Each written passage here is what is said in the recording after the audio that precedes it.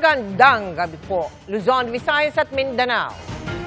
Umabot na sa sukdulan ang pamemeke sa bansa dahil pati ba naman LTO satellite office na pepeke na rin? Problema yan, lalot ang mga nakuha roong rehistro at lisensya, abay natural, peke rin.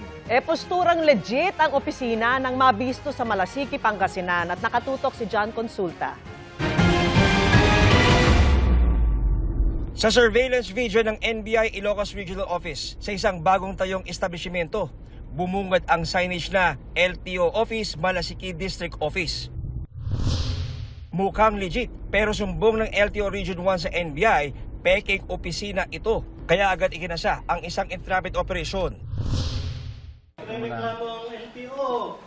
Pagpasok pa lang sa loob, bumungad na ang mga peking rehistro, peking lisensya at peking forms ng LTO. Ang inabutang suspect, sinubukan pang magpaliwanag.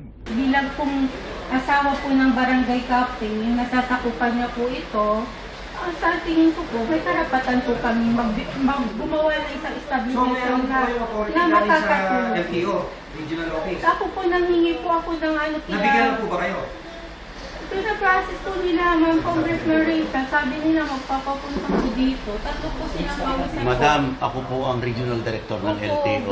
Good afternoon po, Opo, sir. wala ho Hinihintay kayo. ko nga po kung Hindi ako ho ay po pwede. Kasi ang isang district office po, dapat po meron pong bill na ipapasa po si Congressman. Wala po. Bukod sa mga peking dokumento, nakakuha rin ng uncut na counterfeit money sa lugar.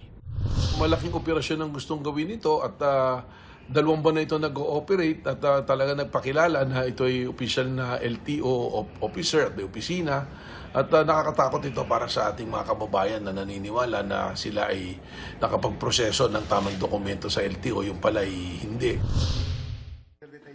Arestado ang isang suspect.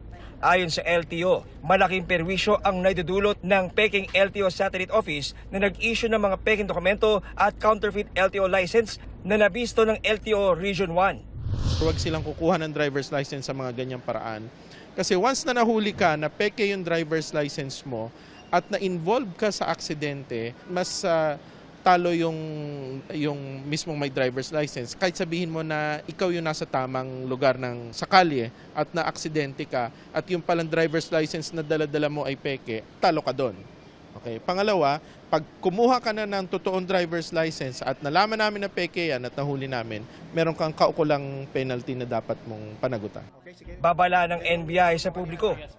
Pag-ingatan po natin at maging mapanuri po tayo, tingnan natin yung ating mga nagiging transaksyon at kung meron po tayong pagdududa kaagad pagbigay-alam po sa NBI para ating po ma-actionan ito.